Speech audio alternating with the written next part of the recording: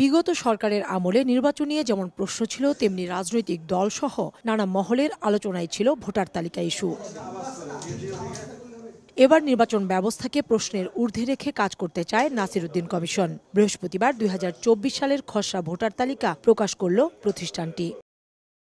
খসড়া তালিকায় পুরুষ ভোটার ৬,৩৩,৩০,১০৩ জন এবং নারী ভোটার ৬,৩,৫২,৪১৪ জন। এছাড়া তালিকায় যুক্ত করা হয়েছে ৭ দেশের ১৩,১৫১ প্রবাসীকে। সব মিলিয়ে মোট ভোটার এখন ১২,৩৬,৮৩,৫১২ জন। তালিকা নিয়ে আপত্তি গ্রহণের শেষ দিন ১৭ জানুয়ারি, যা ৩০ জানুয়ারির মধ্যে নিষ্পত্তির পর ২ মার্চ চূড়ান্ত ভোটার তালিকা প্রকাশ করবে ইসি।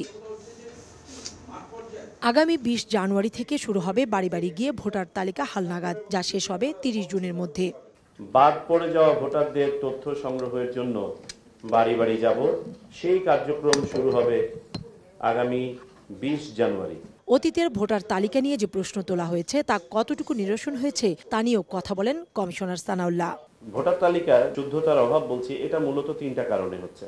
মৃত ভোটারদের তালিকা থেকে বাদ না পড়া, কোথাও কোথাও দ্বৈত ভোটার থাকার সম্ভাবনা, বিদেশি নাগরিক কেউ আপনার প্রতারণা করে তালিকার মধ্যে সংযুক্ত হয়ে গেছেন কিনা, রোহিঙ্গারা যাতে ভোটার হতে না পারে সেজন্য আমরা একটা বিশেষ ব্যবস্থাপনা আছে এবং ওই এলাকাকে বিশেষ এলাকা ডিক্লেয়ার করে আলাদাভাবে আপনার ওখানে তালিকাভুক্তি করা হয়। আমরা একটা সন্তুষ্টি লেভেলে পৌঁছাতে পারবো এই ভোটার তালিকার বিশুদ্ধতা নিয়ে। ২০২৫ সালে ভোটার হওয়ার উপযুক্তরা ভোট দিতে পারবেন কিনা তা নিয়ে আলোচনার পর সিদ্ধান্ত নেওয়া হবে। ভোটারের বয়স নিয়ে রাজনৈতিক ঐকমত্য হলে সময়মতো ব্যবস্থা নেবে কমিশন। কাউসারা চৌধুরী কুমু, সময় সংবাদ, ঢাকা।